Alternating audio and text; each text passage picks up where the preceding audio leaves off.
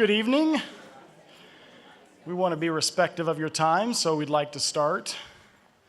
Welcome to the Spring 2019 Barclay College Colloquium. It's appropriate on this beautiful spring evening to be hosting our spring colloquium. As I've mentioned in the past, colloquium sounds really stuffy and academic, but if you break that down into its root, it really just means talking in a community. So I'm hopeful that Chelle will start some interesting and meaningful conversations as we talk together. So our presenter this evening is Chelle Leininger. Chelle graduated from Barclay College in 1985 and married her husband Chuck in 1986.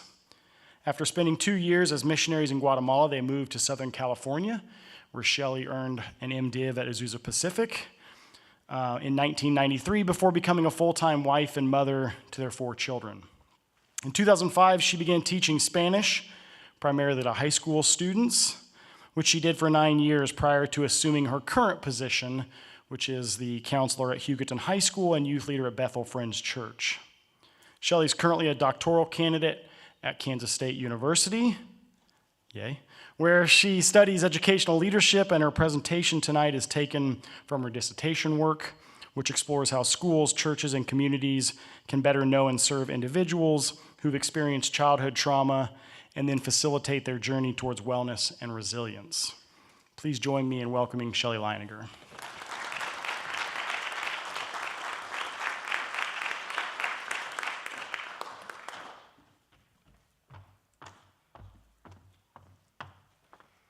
Well, thank you very much for inviting me to come, and thank you to all of you who have chosen to spend your time tonight with us.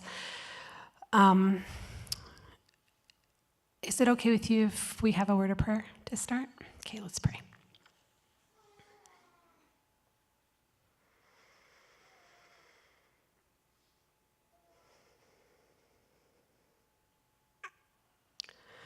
Dear Heavenly Father, I love you, and I want to tell you thank you for loving us.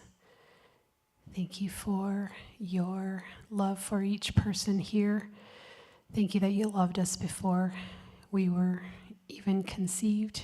You knew us then, and you created each one of us with a special purpose and your special design.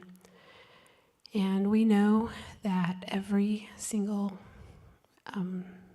person in the world, you've created that way, that you have design and purpose and a dream for every human. And we thank you and praise you for that. And we also want to tell you that we're so humbled and honored to be your servants, to be the tools in your hand that you choose to use to redeem a broken world. And so we just pray that tonight, during this time, and then even in the days and weeks and months that follow, that your Spirit will speak to our minds and hearts, and that you will show us how you want to use each one of us to care for the widows and orphans, the fatherless that need someone to care for them. So we trust you for this time. We invite your Spirit to come and be here and move among us and to teach us and to show each one of us the role that you would have us to play. And we pray in Jesus' name, amen.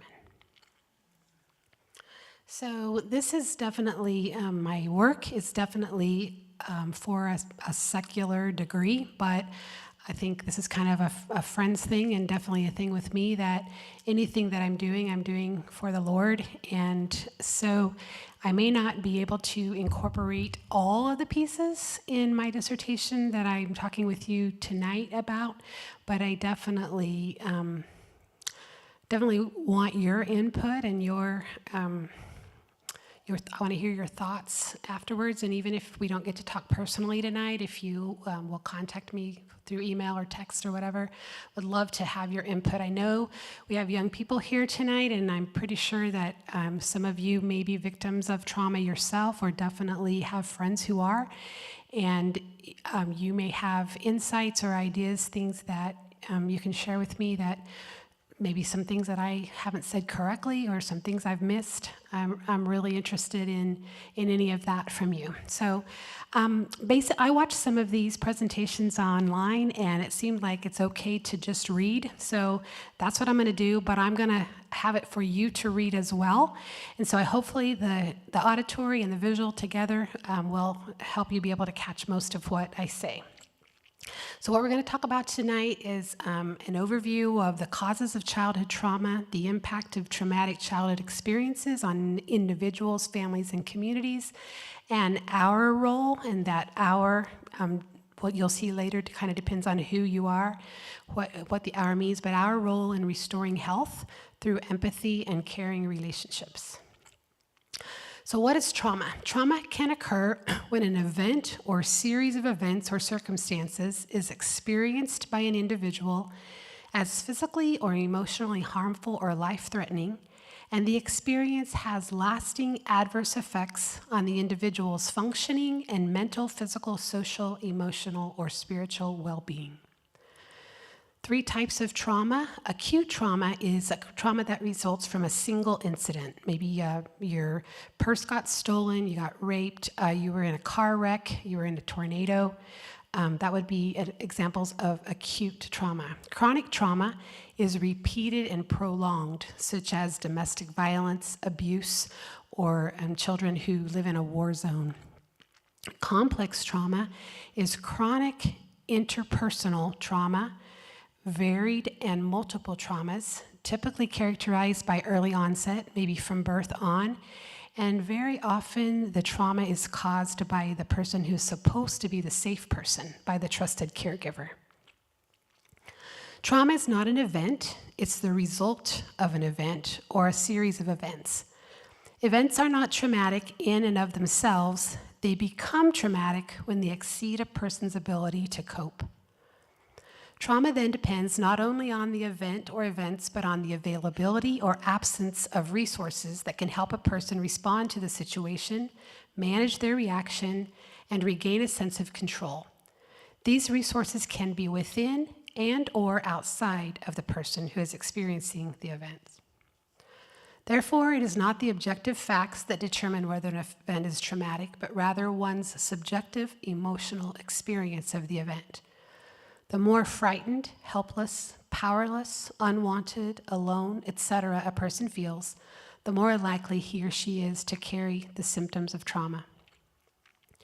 Traumatic experiences often involve a threat to life or safety, but any situation that leaves one feeling overwhelmed, worthless, unwanted, and isolated can be deemed as traumatic. Trauma and abuse can be physical, sexual, verbal, emotional, or psychological in nature, and it includes active maltreatment and passive maltreatment, such as neglect, exclusion, or ignoring. So I'm going to show 3 videos.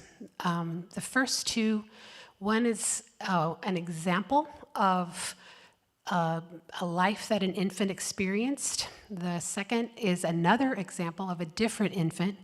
And then the third video kind of shows, the third one is like a psychological experiment, but it shows both treatments in one video. So we're just going to watch these. It's going to be about 10 minutes of video. So we're just going to watch these 3 videos and then we'll talk about them. Oops. Oh, you know what? You've been doing that all along. Thank you, Casey. Treatment deputies say a 17-month-old was subjected to, and why it took so long for people to discover it. Good evening, I'm Brendan McLaughlin. And I'm Wendy Ryan. Thanks for joining us. That toddler is in the hospital right now, suffering from bleeding on the brain and potentially debilitating injuries. Our Jacqueline Ingles is following the story and joins us now live from Inverness with more. And Jacqueline, we want to warn everyone out there, the details in this case are quite graphic, right? Yes, they are. And Wendy, I'm here at the sheriff's office now, but just an hour ago I was out in this neighborhood, and the people there are telling me if these allegations turn out to be true, they'll just never be able to understand how a mother could do this to her baby. Now, neighbors tell me they would always see 22-year-old Alicia Skinner outside of this Inverness home. Now, she was constantly smoking, they say, and never was seen with her baby. When they would ask her how that baby was, Skinner would just tell them that everything was fine. Now, it was a couple of months ago that Skinner moved to a mobile home in Hernando. When called there on a welfare check Monday, deputies found the 17-month-old girl in a closet equipped with its own air conditioner. They say she curled up in the fetal position to try and stay warm, and her legs are now stuck in that position. Now, even under sedation, doctors were not able to straighten the baby's legs. She'd leave the baby by itself all the time. She'd go off. Only a few times did I see her with a buggy, you know, the baby carriage going up and down the street. There were items all over the place. There were baby bottles actually with maggots in the baby bottles. There were soiled diapers. It was just a horrible situation. Now, right now, we don't know if this baby is going to survive. She is being treated at All Children's Hospital. Now, I'm out here in Citrus County. I'm working on this, and I'll have more details about this disturbing case at 11 o'clock. For now, though, I'm live in Citrus County. Jacqueline Ingles, ABC Action News.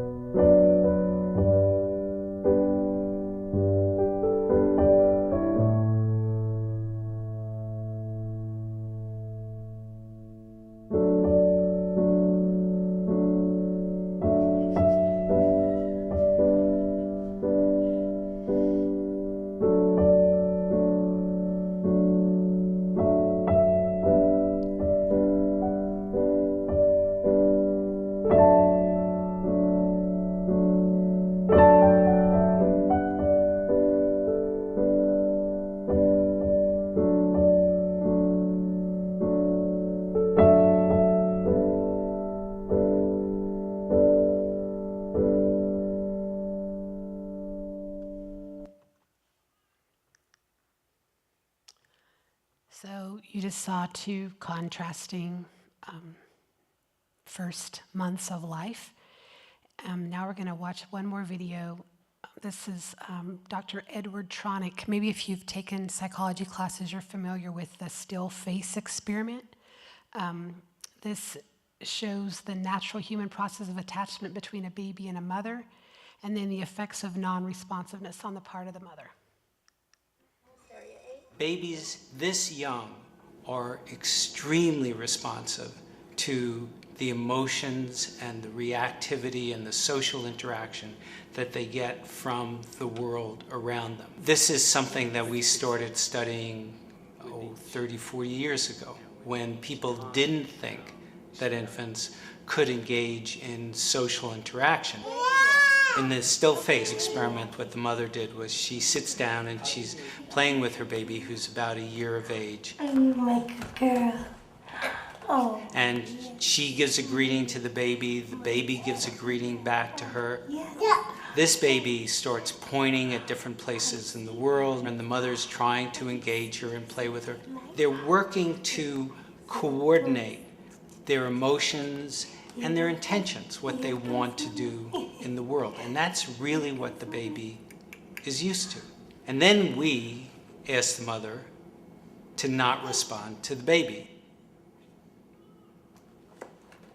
The baby very quickly picks up on this. And then she uses all of her abilities to try and get the mother back. She smiles at the mother. She points because she's used to the mother looking where she points. The baby puts both hands up in front of her and says, "What's happening here?" She makes that screechy sound at the mother, like, "Come on, why aren't we doing this?" Even in this 2 minutes, when they don't get the normal reaction, they react with negative emotions, they turn away, they feel the stress of it. They actually may lose control of their posture because of the stress that they're experiencing. Okay. I'm here. And what are you doing? Oh, yes. Oh, what a big girl. It's a little like the good, the bad, and the ugly. The good is that normal stuff that goes on, that we all do with our kids. The bad is when something bad happens, but the infant can overcome it. After all, when you stop the still face, the mother and the baby start to play again. The ugly is when you don't give the child any chance to get back to the good. There's no reparation, and they're stuck in that really ugly situation. So I hope those videos were a good visual to help you understand kind of what we're going to be talking about through the rest of this presentation. So Dr. Bruce Perry is a psychiatrist who's been working with childhood victims of trauma for probably 20 or 30 years. He lives in the Houston area, and he has written a couple of books. One is called The Boy Who Was Raised as a Dog, and the other one is called Built for Love or Made for Love.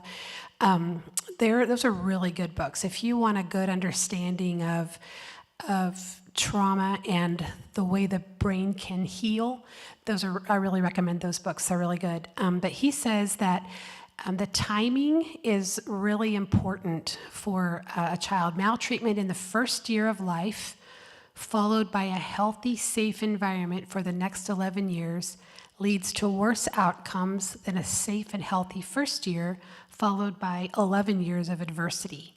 The first year of life can either poison or inoculate, depending on the child's circumstances. So think about those two videos that we watched. The first one, that child was 17 months old before she was found and taken into a different environment. So she had lots and lots of memories recorded on her brain that would really literally affect her for the rest of her life. Even though she's just a baby, she was poisoned. Not to say that she couldn't experience healing, but she is going to now have to have someone help her undo those 17 months. Whereas baby Ward in the second video, he's let's say he's a year old and then something happens. His parents die and he's placed in a crazy place. Well, he's actually in a better situation because of that 1 year of positive nurturing and good interaction than the first baby that had the bad situation that was then possibly moved to a better one. So, adverse childhood experiences are what they call these things that are hard on kids. And the first study was published in 1998 by Dr. Vincent Felitti and Dr. Robert Anda. You can Google this study and read all of it if you want to, but it was kind of serendipitous maybe that they were able to do the study because they had the patients already as medical patients, and they just asked them these questions, and it helped them to they most of their patients were middle class white people, and yet they saw a really strong link between the medical issues that the people were having and the adverse experiences that they had had as children. So the definition of an adverse childhood experience is intensive and frequently occurring sources of stress occurring in childhood which result in significant impact on brain development and ability to regulate behavior. And these adverse childhood experiences can decrease life expectancy by 20 years in the absence of caring adult intervention. Since the publication of the original ACE study in 1998, subsequent studies have demonstrated the broad prevalence of ACEs in the general population and have added to the evidence showing the graded association between ACEs and negative health and behavioral outcomes. So there are two general categories of the original 10 ACEs, childhood maltreatment and neglect, and a dysfunctional family environment. What we need to do as we're getting acquainted, working with children, whether in church or school or just in the neighborhood, listen closely and look carefully at the person's life story. As you observe their situation, then you may not be able to just ask them these 10 questions, but you can observe their situation, and as you get to know them, you might be able to get a pretty good idea if they've experienced these ACEs or not. The people who study these intently say that if a person has 4 or more ACEs, that they are at really high risk for eventual health problems and also, of course, emotional problems. With all ACEs, we should also ask how severe was the incident or series of incidences, and then, of course, how frequent.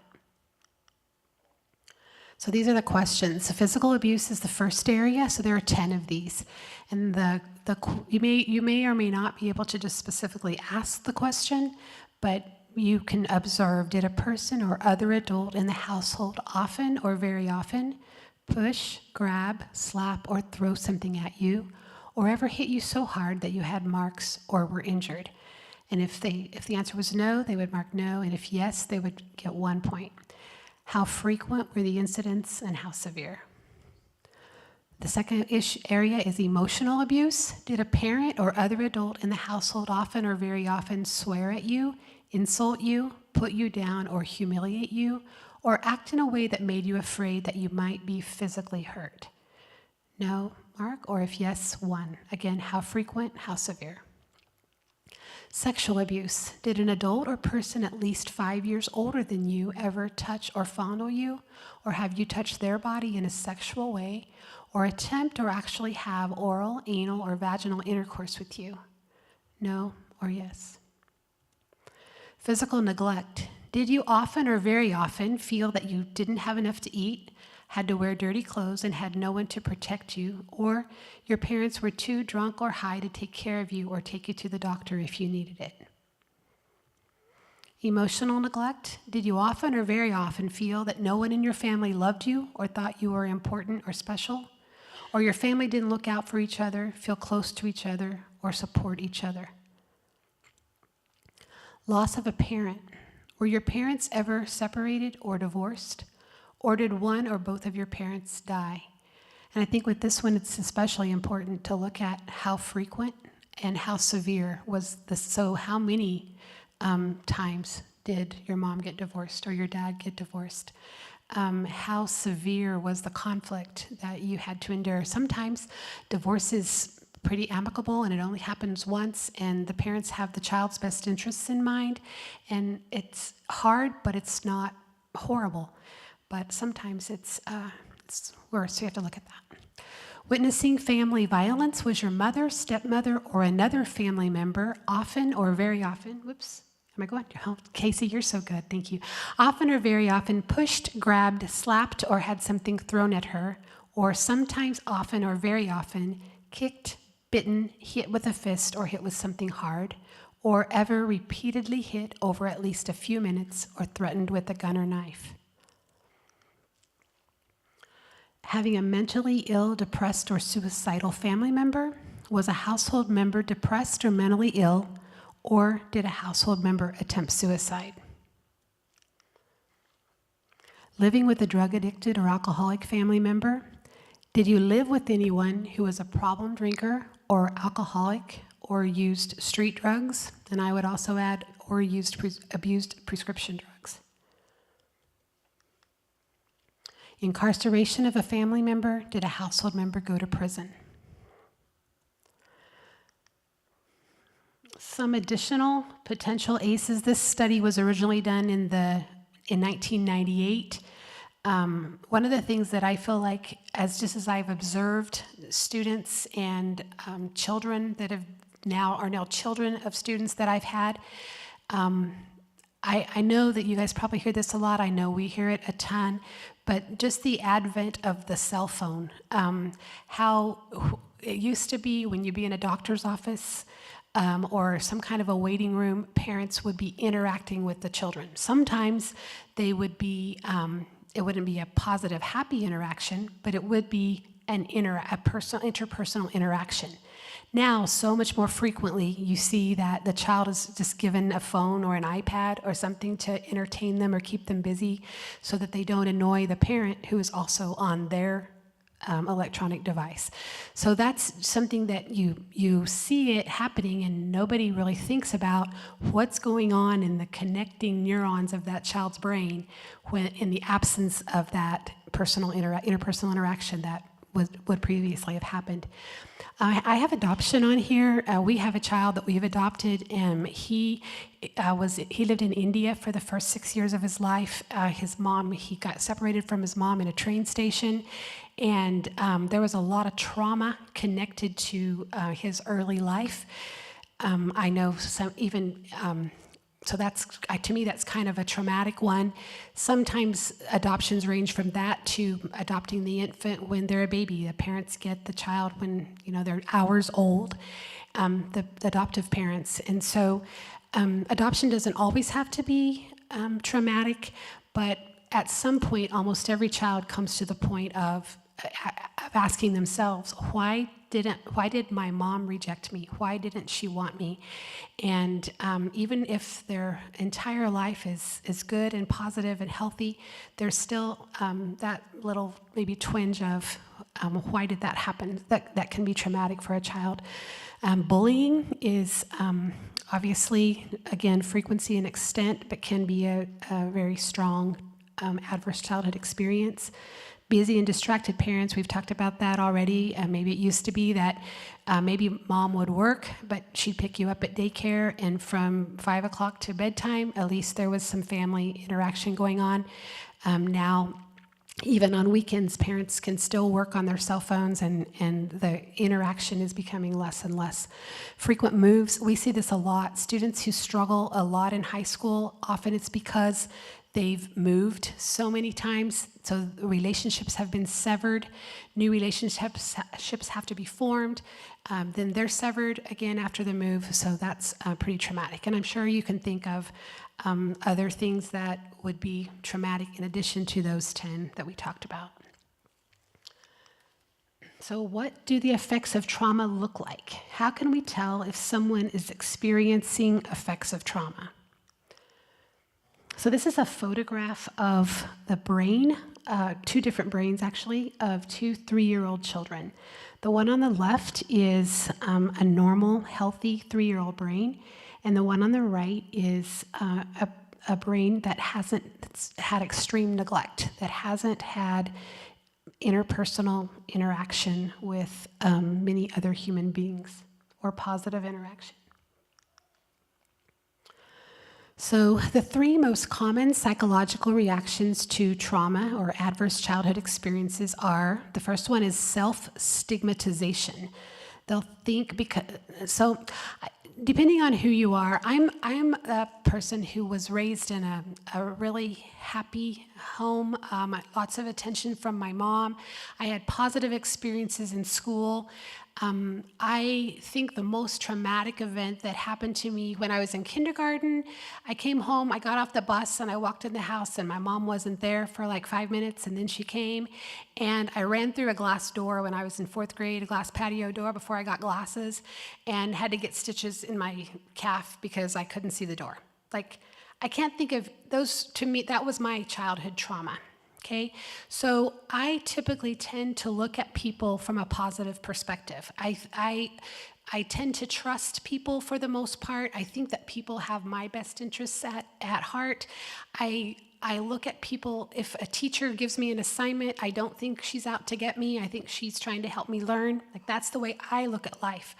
But a person who had a different life history than me is not going to look at life that way. Maybe they're going to think I'm a terrible person, I'm unlovable, nobody will ever like me or value me, and that's not because they're choosing to think that or because they're trying to be manipulative when they act that way or they're trying to get sympathy.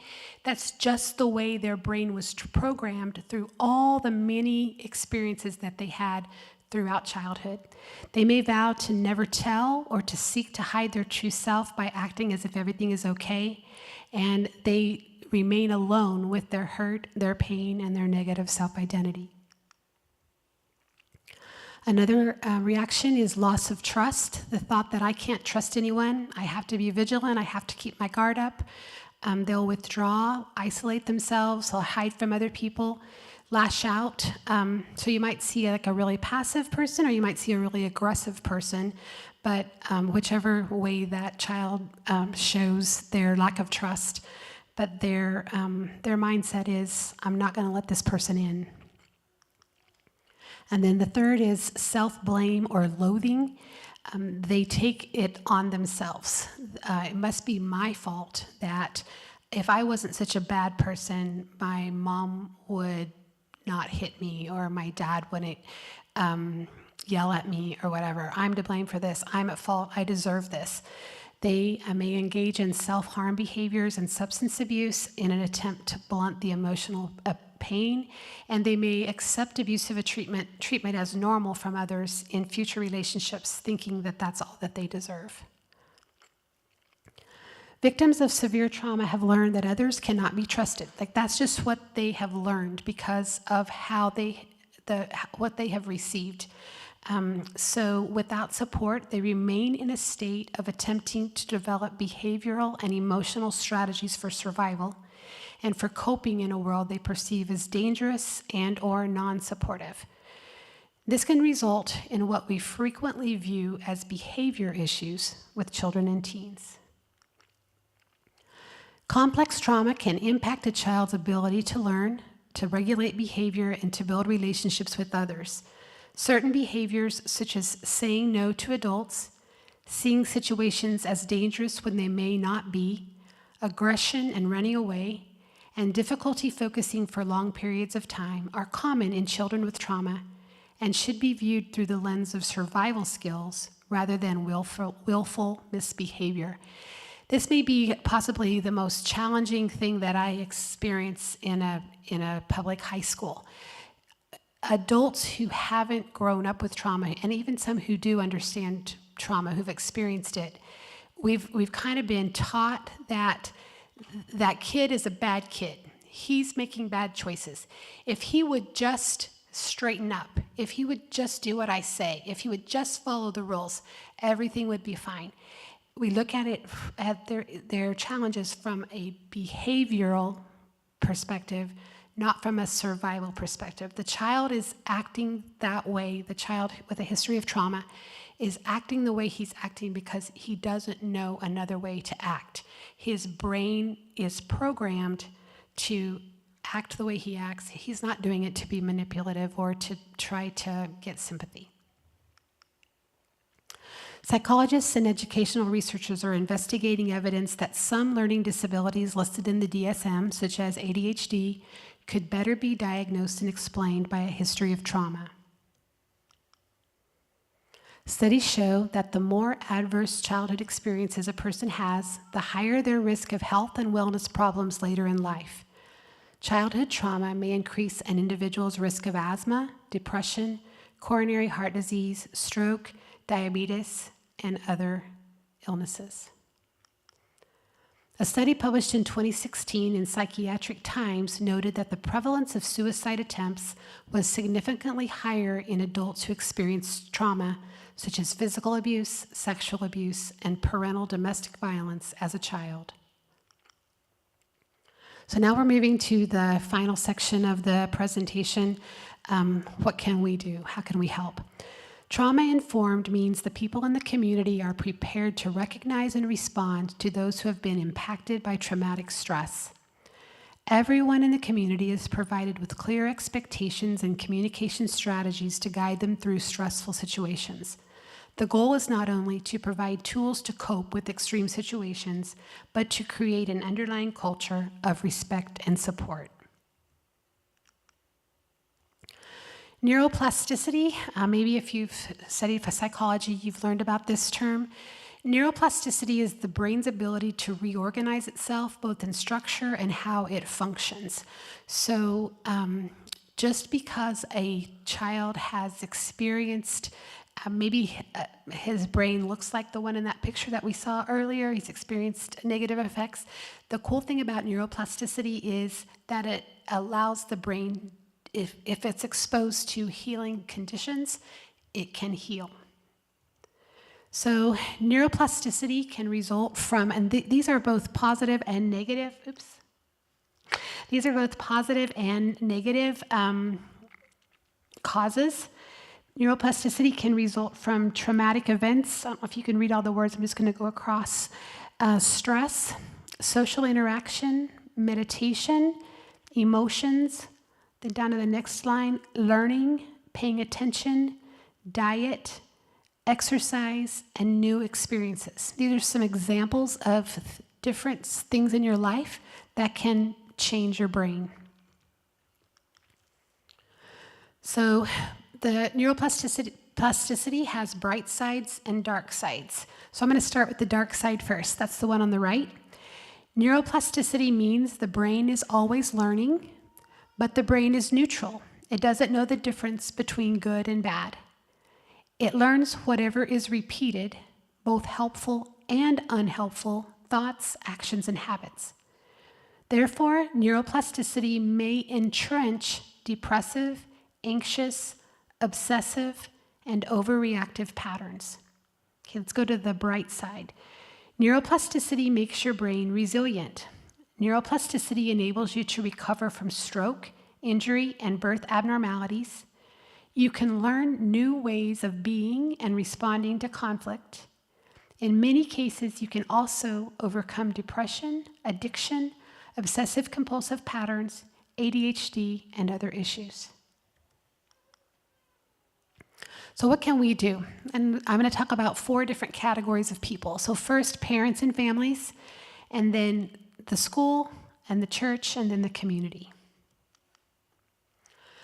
So research shows that parents can be the most powerful force in preventing or even reversing the impact of toxic stress in their children. On the other hand, parents can also be the most powerful force in causing toxic stress.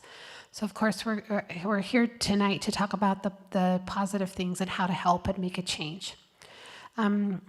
We've had a couple of foster children in our home and, of course, our own children as well. It's always a good thing to encourage your child to talk about their feelings and to let them know that those feelings are okay. Feelings aren't right or wrong, they just are. They're just feelings. And feelings are typically a result of experiences. And so if the child can talk about it, get it out in the open, and then you can let them know, you know what, I get it that you feel that way. Validate their emotions. Sometimes we try to, especially if the feelings and emotions are negative, we try to poo-poo them or, oh, don't feel that way, don't cry, don't be sad. It's okay to validate those emotions. If they have questions, answer those questions honestly. Reassure your child that you'll do everything you can to keep them safe. Stick to a routine as much as possible. And then if you're doing all those good things and you still feel like you need additional help, consult a physician who can help you find a therapist, or maybe you already know a therapist. Time, attention, and love are the best gifts you can give your children. This second point is my husband and I lived in California when our first daughter was born, and a family there that was really influential in our lives gave us this advice. They said, make home and being with family so rewarding and so much fun that the kids don't have to go someplace else to find fun. And we kind of, I'm not going to say that we were always the funnest place, but we tried really hard to make our kids make home a place that they wanted to be. And I feel like that's probably the best parenting advice, honestly, that we got. And I just think that's really good advice.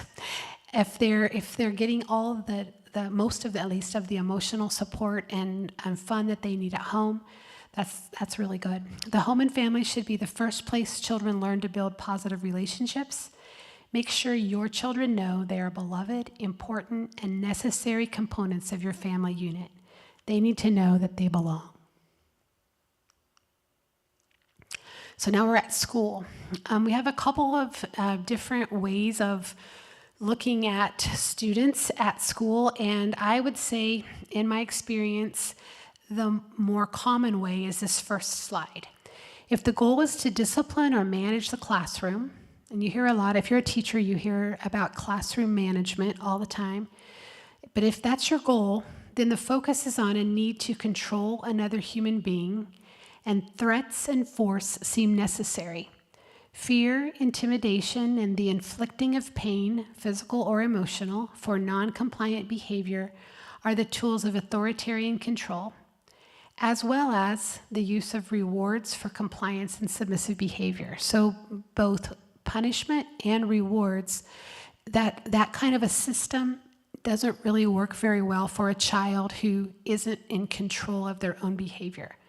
If their behavior is programmed in them because of the way their brain is programmed, they aren't going to be able to control themselves the way a child who grew up in a safe home is going to be able to do. They're not going to have that self-regulation yet, and so it's only frustrating for them if they go from green to blue to yellow to red. I don't know the colors, but that's so common, those charts. Well, did you stay on green all day today? Yeah, I stayed on green. Yay me! I get a pick a prize from the prize box.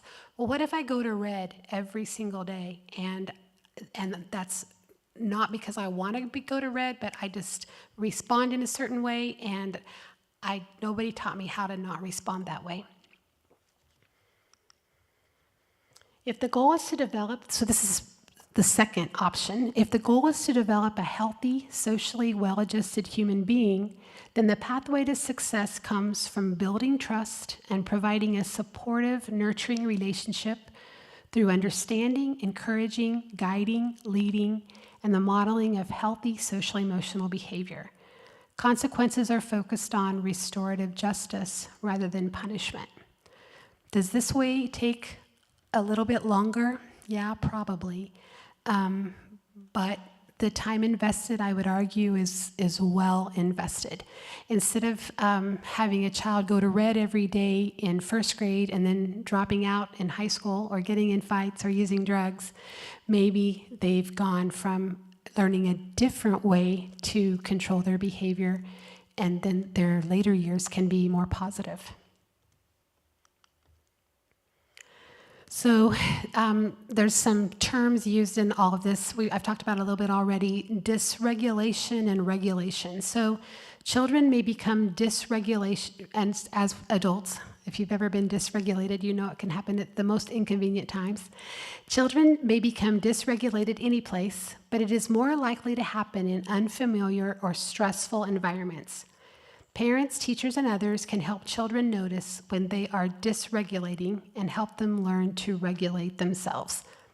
So maybe A synonym in some of our minds to dysregulating might be misbehaving.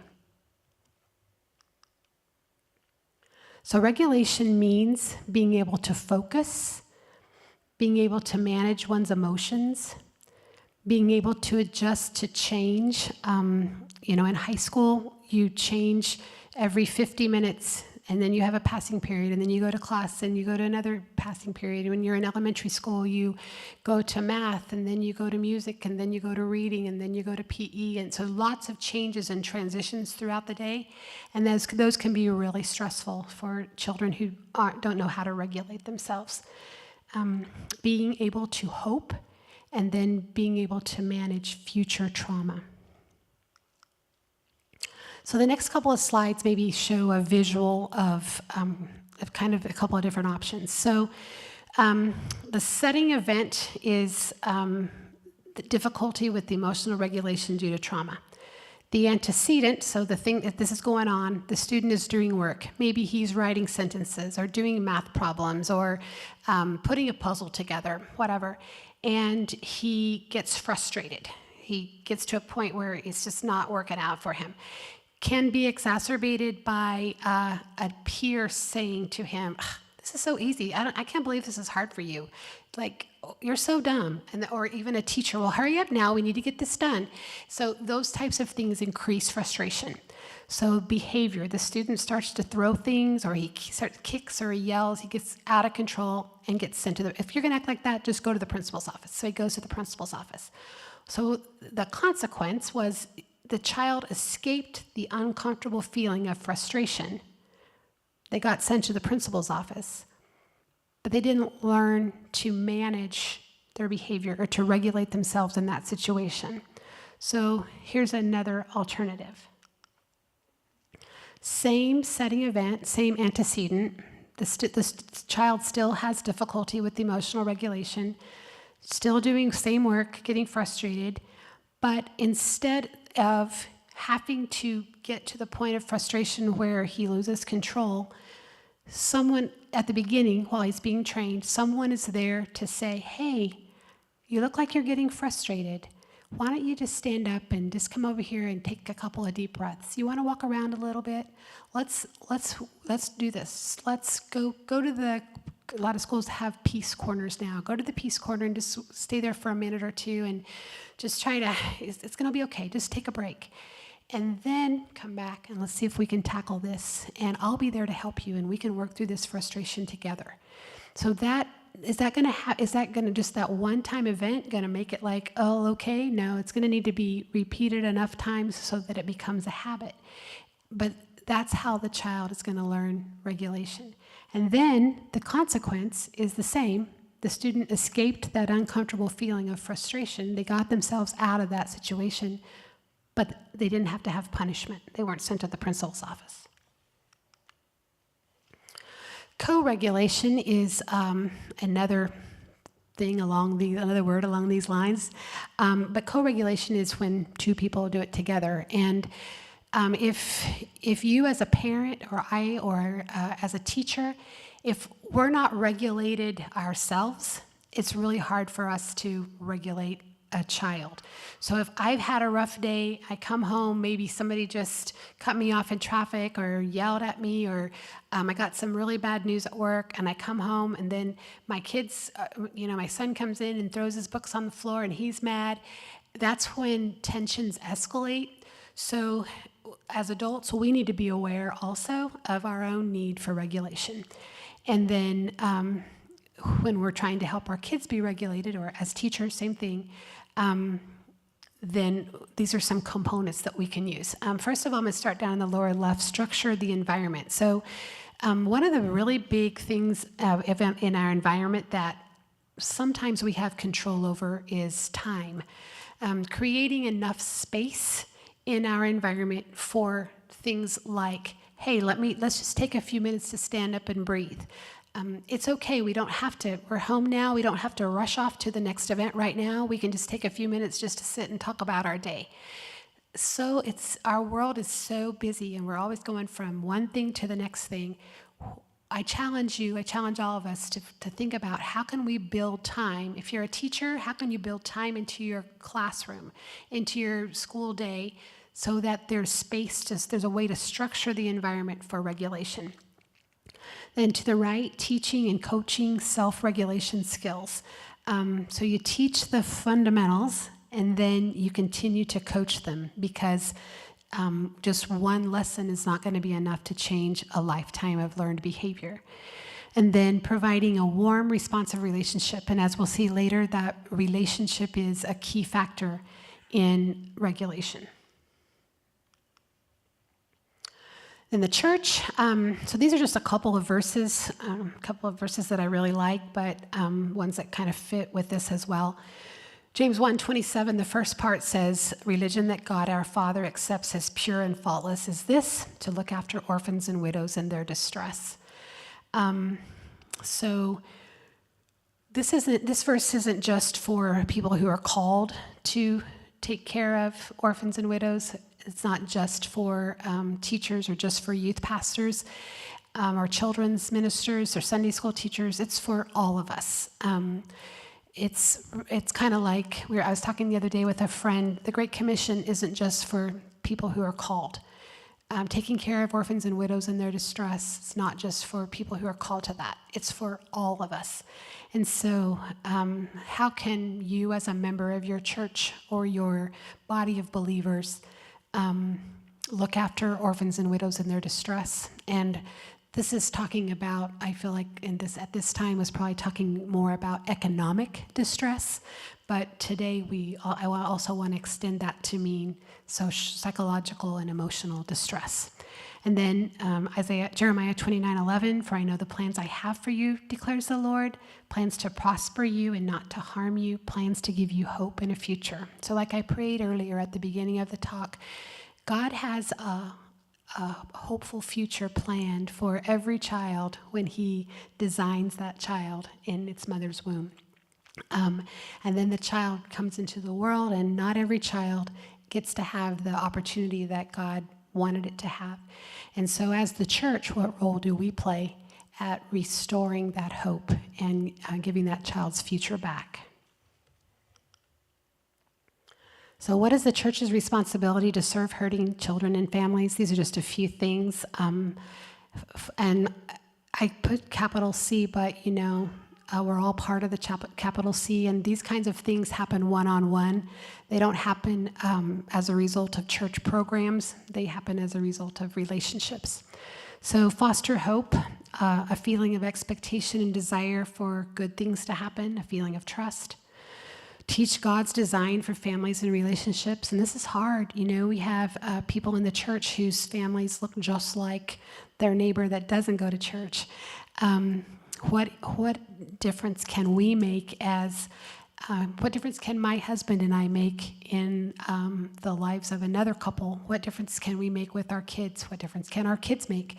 How can we portray God's design with the people that we're with every day? Caring for widows and orphans, we talked about that already, and then leading hurting people to Jesus, their healer, and their most significant relationship, the person who will always be there to listen, who will always be there to care, helping them get that understanding. And then the community, so we started out with family, parents and family, and then we talked about school and church, and then now community. Jim Sporleader and Terry Barilla live in Walla Walla, Washington, and I don't know if you've heard of the movie called Paper Tigers. It's a documentary that came out a few years ago to show what their school did, their high school, but how they changed a lot of things in their school to make it more hospitable to trauma victims. And now Jim Sporleader has actually retired, and he's now working as an author and a speaker to help more people learn about the model that they created there in Washington. Their program is called the Community Resilience Initiative. Nadine Burke-Harris is a doctor. She lives in California. She was just in January appointed as the first Surgeon General in California, in the state of California. Prior to that, she opened a medical clinic in inner city San Francisco, and it's now the Center for Youth Wellness. They've expanded it to include not just medical help, but psychological and emotional support, and even helping them get resources like to pay their rent, find a place to live, that type of thing, childcare. Nadine Burke Harris has written a really good book called The Deepest Well. If you haven't read that book, I recommend it. She also has a TED Talk that she summarized as part of her book in. And then Dr. Bruce Perry, I already mentioned him. He has the Child Trauma Academy in Texas.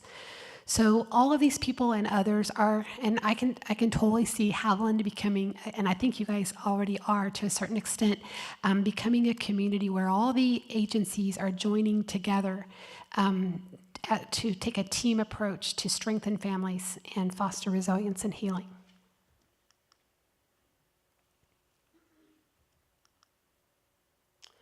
So research says that children, teens, and adults who have a history of adverse childhood experiences need a relationship with a minimum of one caring adult who is willing to offer hope and journey with them on a pathway toward resilience.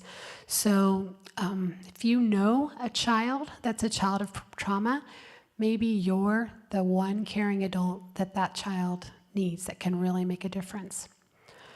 Relationships with peers, even in very young children, can also play a very powerful role in a child's healing from trauma. This was the case for our son. He went to a Christian school from kindergarten through 6th grade and had lots of good relationships with teachers and with his peers there.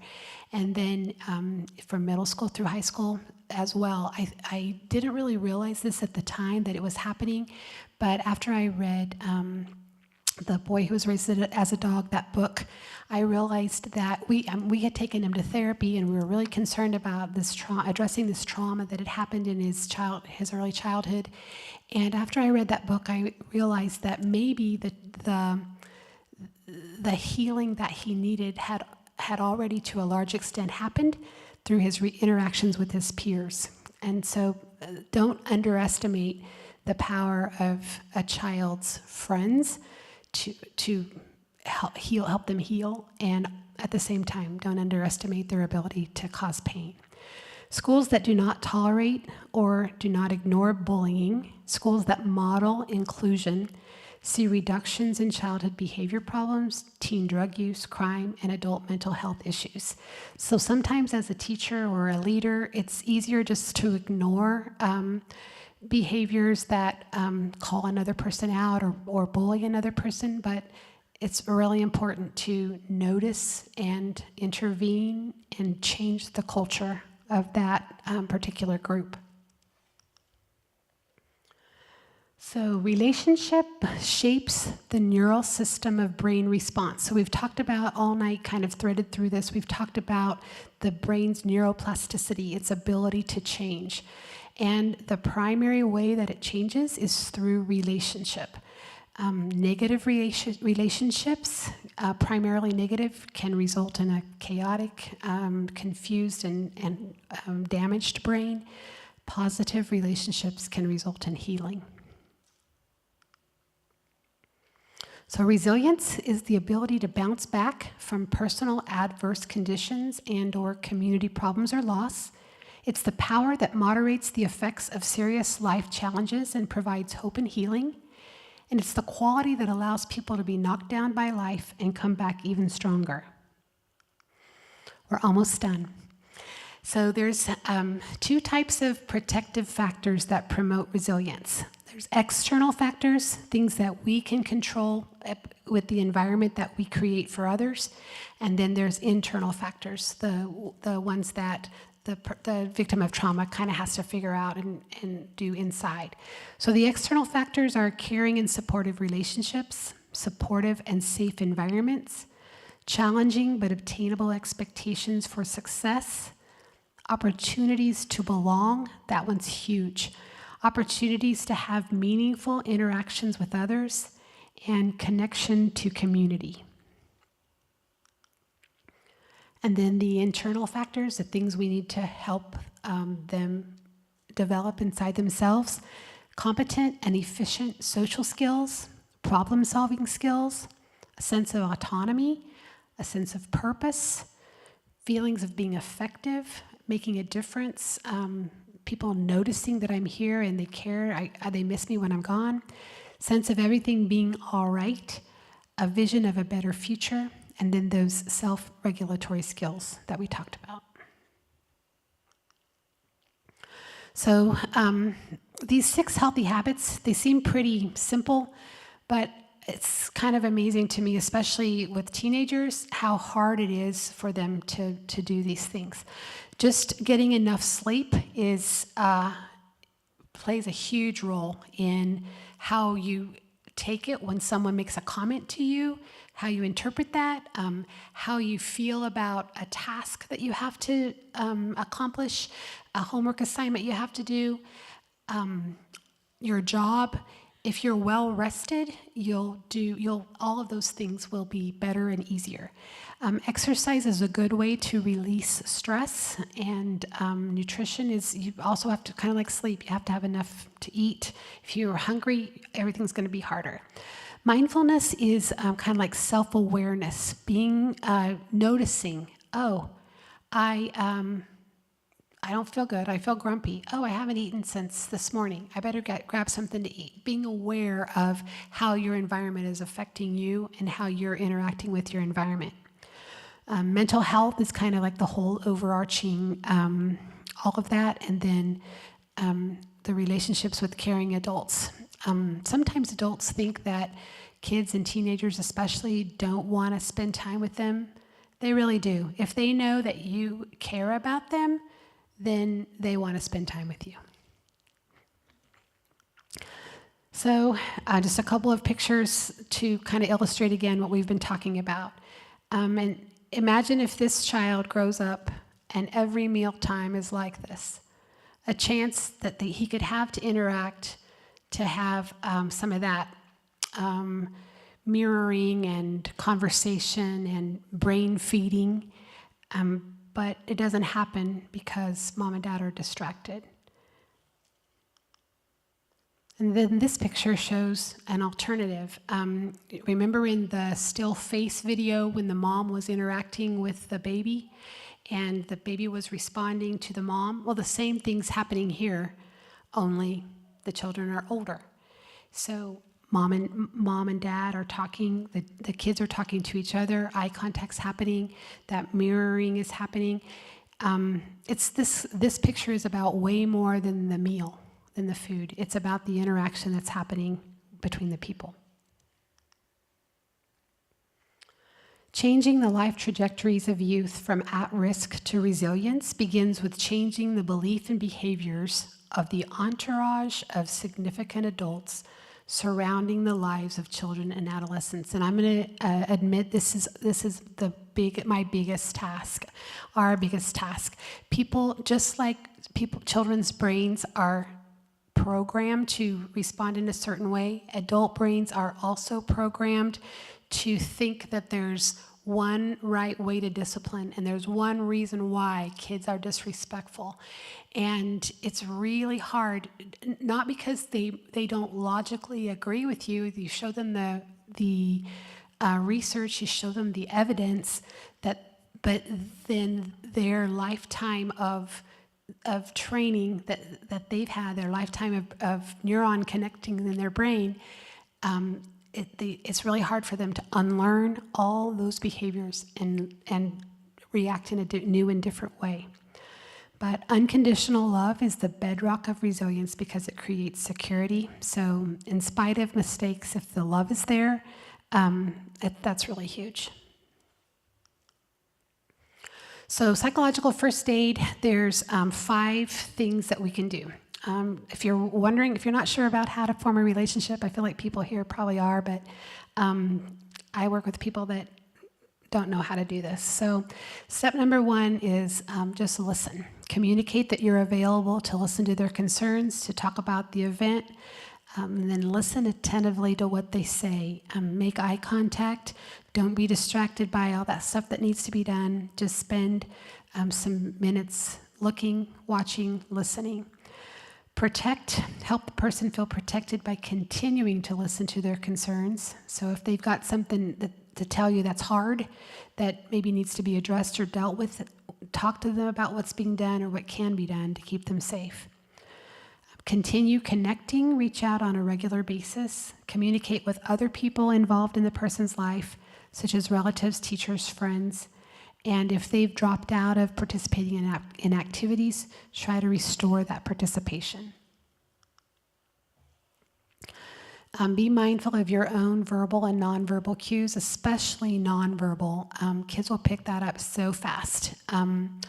If you are always looking away because something over there is more interesting, or even things that you say. One thing that I learned early on in youth ministry is when kids are talking to you, just accept everything they say. Don't judge, because the minute that you really react that way, then they immediately feel judged and their defenses go up. So just listening and smiling and nodding and I get that. Then they're able to continue telling you the story without feeling like maybe they're going to get in trouble or that's not the right thing to say.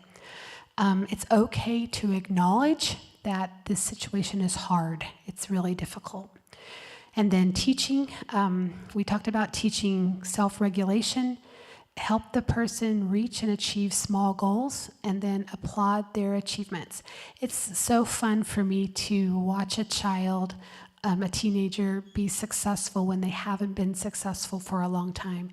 And then to celebrate that small achievement. You finished all 15 of those note cards? Wow, that's awesome. And then to see the smile that comes after that when no one's given them any positive reinforcement for quite a while. Take care of yourself. This is kind of huge. It can get really exhausting helping people through trauma. You probably can't help every person.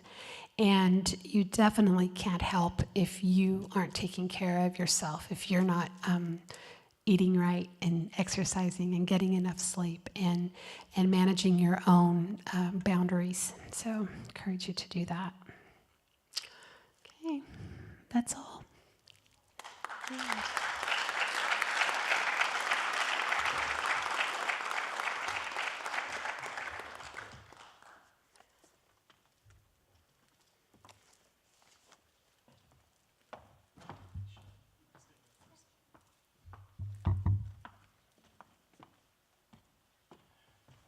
We want to be mindful of your time, but we also know that sometimes, again, if this is going to be us talking together, that you might have questions. So we won't spend too much time, but we do want to open it up for just a brief Q&A. So if you have some burning question that you'd like to ask, we'll have a mic back here, and someone will bring that mic to you. And then if we don't get to your question, again, we're going to have a little gathering out here where we'll have some refreshments and the conversations can continue. So if you don't get your question answered now, you can maybe corner Shelley and ask her some of those questions or have those conversations with each other. So just for a few minutes, if there's anyone that has a question, we'll go ahead and take some of those. And we also have a few people watching online, and occasionally we'll get some questions from our viewing audience. So we'll have a mic, and we need to use the mic just so that people online can hear that as well. So. Questions?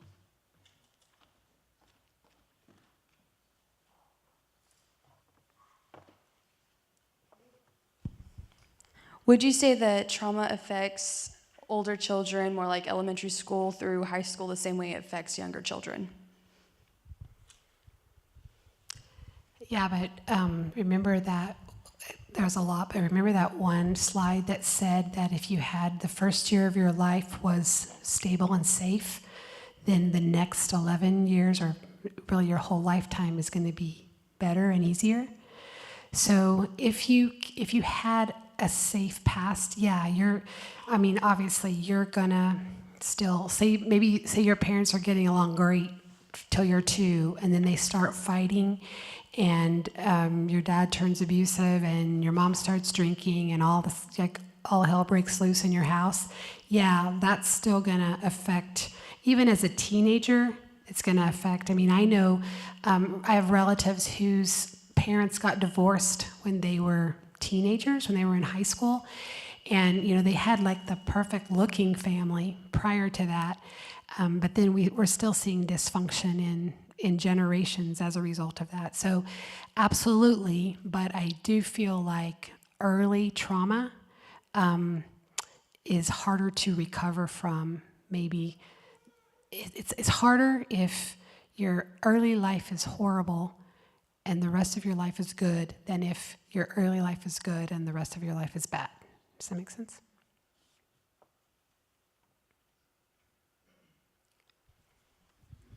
Shelley, I'm wondering how long you've been in the education field, and how does that relate to why you picked this as your dissertation, why you decided to start looking at trauma-informed?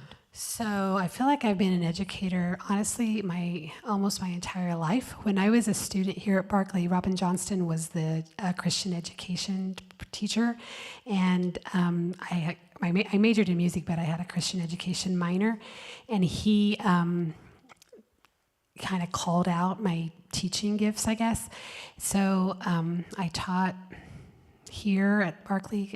After I graduated, I taught in Guatemala when we were there. I taught in Southern California. And even when I was staying home with my kids, I still did some teaching. But I joined public education like full time in 2005. That's the same year we adopted Nathan. I would say that probably my interest in trauma was kind of a combination of that, of watching him kind of grow up, and then watching students and just not being able to make sense of their behaviors. Like, I always believe that people they do what they can. They want to do the right thing, but so it just never made sense to me when, I'm not going to say that there's not any kids that aren't just mean and rebellious, but in general, you have a kid that you're working with and you feel like they want to please you, but then they just go off and do crazy things. Why do they do that? So I think a combination of both of those things was what made me interested in this topic.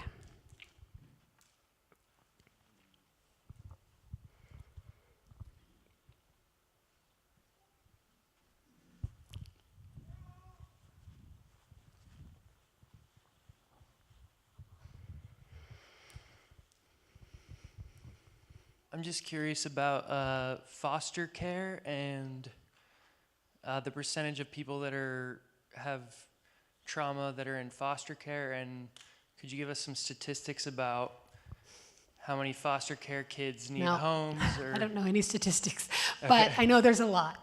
I will tell you that, so the first formal foster child, like child in the system that we had, was in first grade.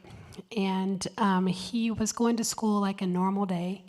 And then if you're familiar with foster care, you know this is how it works. If you're not, you don't know. But it was a Friday, and he thought he was going to go home that day and have a normal weekend with his parents, which was normal for him. Wasn't ideal, but normal. And instead, the police came to the school and picked him up and took him to Garden City for the weekend. And from that point on, he was with us for the rest of the school year and into the summer.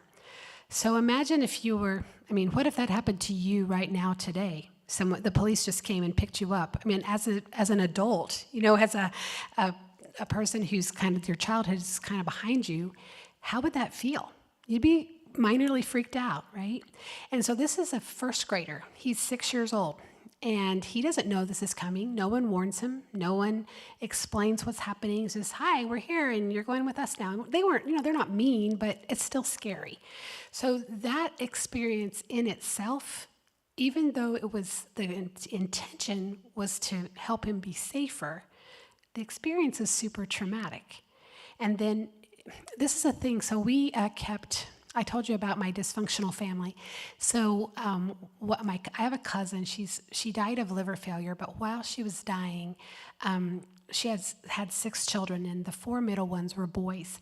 I learned so much, and this was I was teaching at the time, but I wasn't really interested in trauma yet.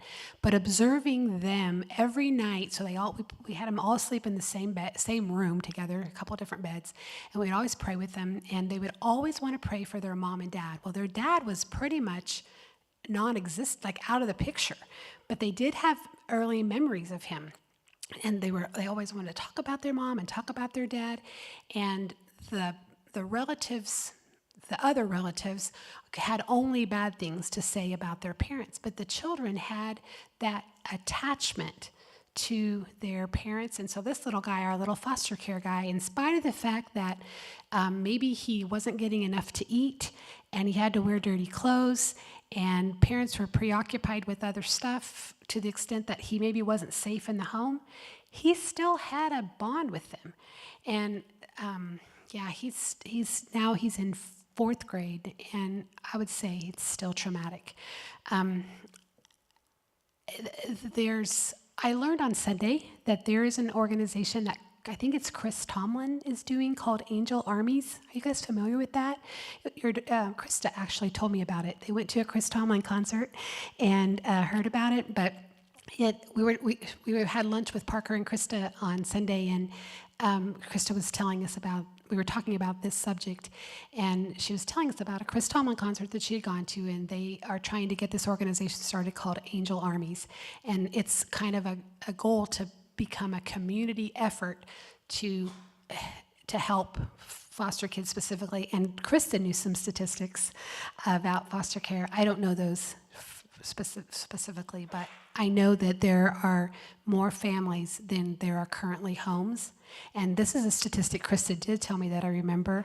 She said that if all the churches, like every three churches would take one kid, there wouldn't be any more families, foster kids looking for families. They'd all be taking. So think about this church and Jeff's church in Greensburg and the Methodist Church. Haviland Friends, the Methodist Church and Jeff's church. If you guys all together adopted one kid, and if every other 3 churches did that, there wouldn't be any more foster kids looking for families.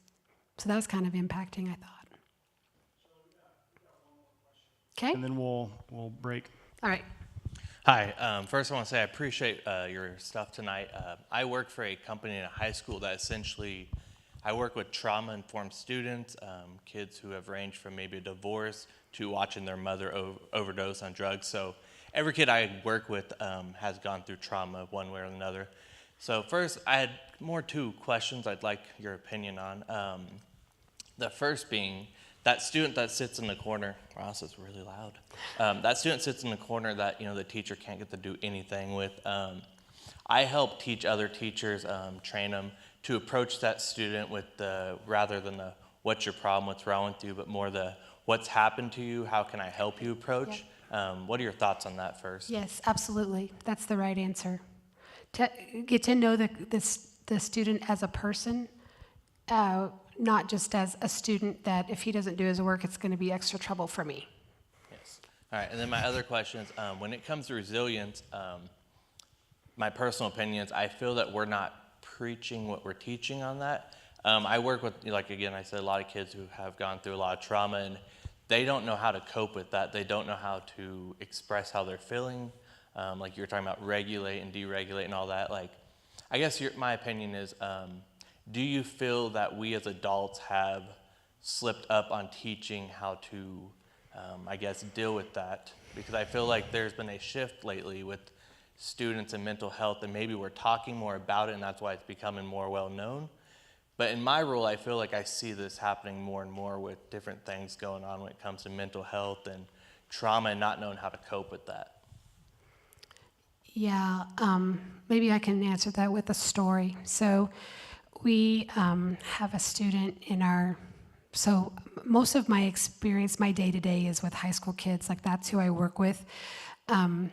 But he's a freshman, and he's been absent more than he's been present this year. Has failed a couple of classes, currently failing a couple of classes. Well, he skipped school, and he was served with 10 days of ISS. So bless his heart, he came for 3 of those days, and it felt so pointless. And so I'm kind of out of as a counselor, I'm not really in the discipline loop. So he's going to the room, serving his time, doing what he's supposed to do. Teachers are sending him assignments, but no support. And so, long story short, he gives up on that. It's a waste of time. Just stops coming to school. So, well, then he's risking truancy. So about this time is when I get involved because his mom calls. She's working 2 jobs. She does housekeeping in a hospital, and she just got her CNA license. She's also got a first grader and a little toddler, and then she's got this 15-year-old that she can't get to go to school. So they come into my office and we talk for a while, and I can't let him drop out because he's not 16 yet, and that's what he really wants. And his mom doesn't want it, but she doesn't know what else to do, so she can't get him to school. She can't afford to pay the fines that she'd have to pay if he's truant. So we talk a while and we kind of come up with a plan, and I say, Elijah, if you'll come back tomorrow, I will work with you. I'll work close. I didn't really realize that all this stuff was going on in your life, but I'll be here. I'll help you. So I said, are you going to come back tomorrow? He said, probably. I asked him twice. He said, probably, both times. Guess what? Did he come back? No, he did not come back that day or the next day. So I texted his mom. I had got her cell phone while she was there, and I'm like, hey, what's up? Is he going to come? And she's like, well, he wants to drop out. Well, I know I can't let him drop out, but I do want them to come again. Like, I want to be face-to-face with them again. And so they came last night, and she said, after he left the last time, he said, that meeting was a waste of time. Why did we even go?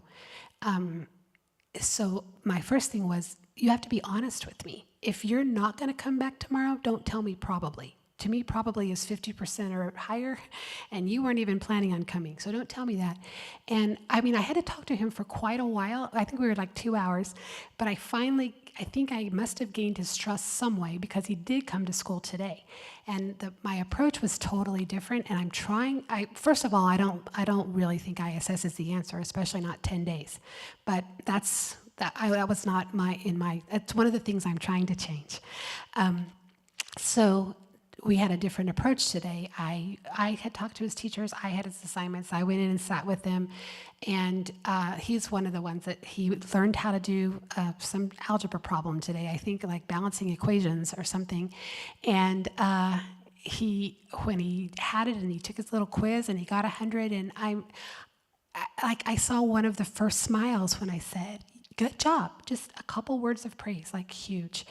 So yes, I think there are lots of kids out there that are able to manage themselves just fine, and they are the ones that our system is working for them. This guy, he couldn't manage his time. He doesn't know how. He doesn't know how to manage priorities, and he's not gonna. If you put him in a room by himself with an ISS supervisor for 10 days, he's going to accomplish nothing. He doesn't know how to figure that out himself. And that I do feel like adults have failed and are failing with that particular aspect. Someone needs to come alongside of him and teach him how to do those behaviors that we just assume that he should know by now since he's 15. Is that kind of where you were going?